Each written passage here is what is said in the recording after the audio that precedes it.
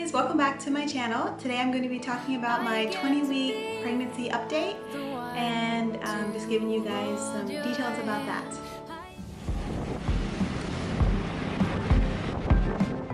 Hi, I'm Stacey. Welcome to my YouTube channel. I'm just your normal girl, someone you might be able to relate with.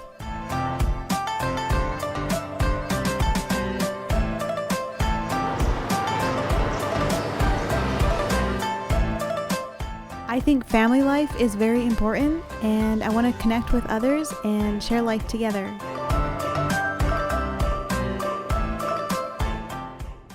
Hey guys, welcome back. Today we are headed to a doctor's appointment.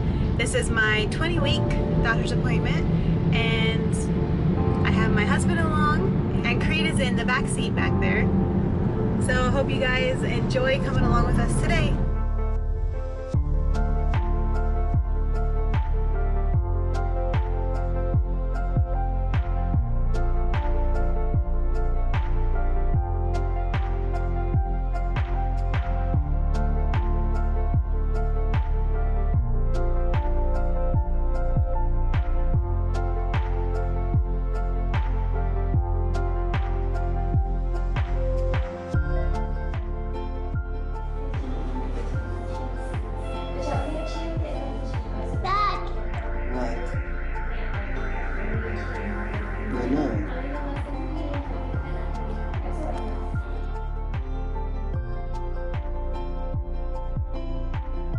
Hey guys, welcome back to my channel. Today I'm going to be talking about my 20-week pregnancy update and just giving you guys some details about that. So what I'm planning, I have my notes here. I'm going to talk about the gender reveal, and when I'm due, I'm going to talk about the symptoms I've been feeling, the size of the baby, a little bit about the name, and just roughly how pregnancy in general is going. So I hope you guys enjoy.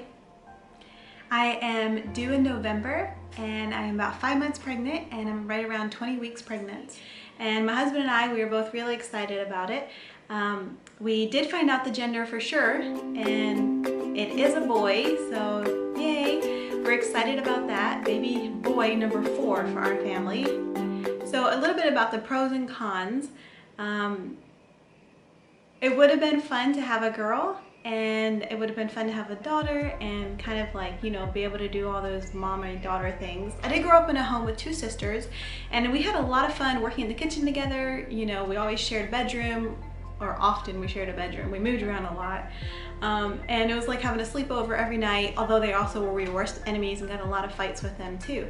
And so for me, it's a little sad to not have that daughter, and but who knows what the future holds. We are kind of thinking this will be our last child. We do hope to adopt someday, but our last biological child. But I was telling Dewey that I think it's really important and okay to talk about it, to talk about that loss, that it's not a girl, and to be able to grieve that, and then acknowledge it and not just try to pretend, you know, it's okay, and then be able to move forward and be really excited for this little boy.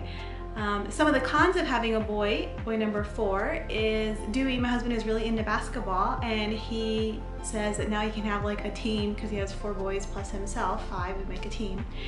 And then another con is here in and then another pro is here in Cambodia, we use AC in our bedrooms at night because it's really hot pretty much year round, and so the 4 boys can easily share a bedroom and share an AC in there. And then of course hand-me-down clothes.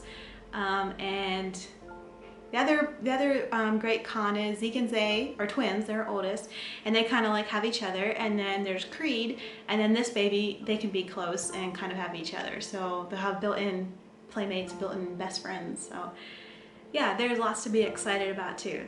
And like someone said, the girls will come one day looking for those 4 handsome boys. Okay, moving on to symptoms. As I said before in one of my vlogs, I was really sick early on, and that's pretty normal for me. With the twins, I was even more sick, and then with Creed and this one, they're just singleton pregnancies, and Definitely like really nauseous and really sick, but I'm feeling so much better now. The nausea is pretty much all gone. Every now and then I'll feel like a little bit of it, but for the most part it's pretty much all gone. I'm so thankful and so grateful. I am one of those women who do not enjoy being pregnant because of how sick I get and just how terrible I feel. So one thing, of course, that goes with pregnancy is weight gain, and I would say I'm gaining normally according to my other pregnancies. One thing that makes it a little bit tricky is here in Asia, all the women are super tiny, or most of them are super tiny. And of course, I'm a Western woman, and so I'm not super tiny. And so the doctors, they quicker, and this is for any Western woman that has babies in Asia, in Cambodia in particular, the doctors will comment on your weight and say, oh, you know, you're getting too big, the baby's getting too big, when it's just because they're not, the average woman they're used to seeing, the average pregnancy is considerably smaller, and so it's just not normal for them. Whereas to a Western doctor, it would be normal. So that's just kind of a known fact among expats that live in Asia and have a pregnancy there, that the doctors will often comment on your weight. But to not be concerned about it within reason, because that's just normal. I've been experiencing a little bit of back pain in my lower back, and that's just because of the bump up here getting a little bit bigger. It's not bad at all. It's only if I've been on my feet a lot that day and been barefoot a lot that day, my back will quicker hurt, and so I just have to be aware of that, to wear shoes or something with arch support, or to just not be on my feet all day. Because we have like concrete tile floors here everywhere, it's important to wear something with arch support. I wrote down my symptoms here, so I'm just going to read them. I've been having more dreams that are more like real, which again is a normal pregnancy symptom. I've been a little bit more emotional, which again is normal with pregnancy. Peeing more often. I've got a little bit of low iron, which is normal for me even when I'm not pregnant. I can tend to be low in iron, and I can feel it when my energy level is down. I just feel really like weak. And so I take iron supplement and try to eat foods that are rich in iron, which can be a little bit tricky here in Cambodia because the meat, it can be hard to find like good beef, and steak is really expensive, and most of it is imported and shipped in. So try to eat like leafy dark greens, stuff like that, which again can be tricky because lettuce is more of a cold climate thing. So here in Cambodia, where it's really hot, it can be, the lettuce can be bitter. If you guys have good suggestions for me, like for what to eat that would be rich in iron, that's not beef and steak and leafy greens, leave a comment down below, please. I know like red beets are good, but that's really hard to find here too. Another symptom is my bottom eyelid, only on this one, is twitching. It'll like randomly start like twitching. You can't see it, but I can feel it, and it's just like more annoying than anything. It's not painful or anything. And I looked it up on Google. Dr. Google, you know, is always so trustworthy. And it just said that it can mean that you're low in vitamins. So I take a prenatal. I eat fairly healthy, a lot of vegetables and fruits. Yeah, I don't know. If you guys have anything in particular that would be good to eat, let me know. Comment down below. You guys are so helpful. I can learn so much from you guys. As far as cravings, I definitely have been craving for a while salty things and things that like crunch when I eat them. I don't know, for some reason it just like is really satisfying to eat something salty and crunchy. I've also been craving ice cream, which is not the best for me right now because I'll explain that in just a minute. But I've been making a lot of like fruit smoothies, or I've been doing like chocolate smoothies, especially like Trim Healthy Mama. They have a lot of recipes where you can use like alternative things in your smoothies that are a lot better for your system. And I don't have access to near all of those things, but I just try to like substitute things that'd be better. It's a little tricky. And then I also crave veggies, which is really good. And we eat a lot of stir fries, like I said. We eat a lot of soups that like have a clear broth with like a lot of vegetables, like a light soup over rice. And also like breakfast foods, I've been craving like eggs with vegetables, kind of like an omelet with some cheese on it. I could eat that right now. Sounds so good. And then one more thing, I've been having symptoms of gestational diabetes. And if you don't know what that is, it's basically diabetes while you're pregnant, and then once the baby's born, it goes away again. And I did have gestational diabetes, just like a lightly, or like just so had it with Creed, my singleton pregnancy, but I did not have it with the twin pregnancy. So the symptoms are familiar to me. After I eat something that is high in sugar, I have like my heart will race a little bit. I'll feel just a little bit short of breath and a little bit dizzy, just enough to where I want to like sit down for a bit and wait till things calm down and then get up and chase kids around again or continue working whatever I was doing. So like I said earlier, I'm trying to make healthier substitutes for things that I would normally use. Like instead of white flour, I try to use wheat flour, and I want to get into doing sourdough bread. We'll see if that happens. And I tried making like cauliflower rice to substitute for white rice, and it's pretty good. My family would still prefer their white rice, so I made cauliflower rice and put it in little baggies in my freezer, and then I can just grab a bag out and use that with a stir fry instead of white rice. We could do brown rice here, it's just my family doesn't like brown rice, and I'll eat it, like it's okay, and I probably will do some of that in the future. I also have Trim Healthy Mama, their cookbook, and so I want to get into making more stuff from there. Basically what Trim Healthy Mama is no sugar and no white flour. That's a very, very condensed version, which is what I need right now for my diet anyway. And they promote eating a lot of like protein and a lot of vegetables, which is exactly what I should be eating. So yeah, and then on Facebook I follow like a gestational diabetes group, which they have a bunch of like ideas for recipes and snacks and drinks and stuff. The only thing I see with that is like they'll say, oh, right now Walmart has such and such a drink that is like sugar-free or all natural or something, but that is zero helpful to me because we don't have Walmart here. And one thing that makes it a little difficult here is it can be hard to find alternative flours and alternative sugars. We have palm sugar, which is better than like white sugar, but still it's, if I eat too much of it, I still definitely can tell. So my doctor is gonna test me for gestational diabetes at 24 weeks. So just a couple weeks yet. I would say I'm like kind of unique for gestational diabetes because my numbers are low. I'm more like a hypoglycemic. My numbers on average are lower, but when my heart starts racing and I test it, like it's only like 112. So that's like supposed to be in normal range, but yet for me it feels like I'm like but yet for me it feels like I've had way too much sugar and like my heart's racing and stuff.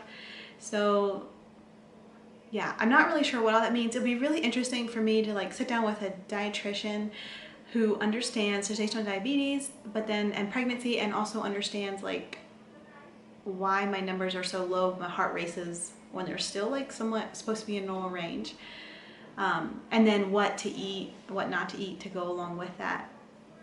Yeah, because I sometimes will get really low number readings when I check my blood, which is like even 40, which is supposed to be like too low. Your blood sugar level is not supposed to go that low. So for me it's a little confusing, and I feel fine at that. Like I feel perfectly fine.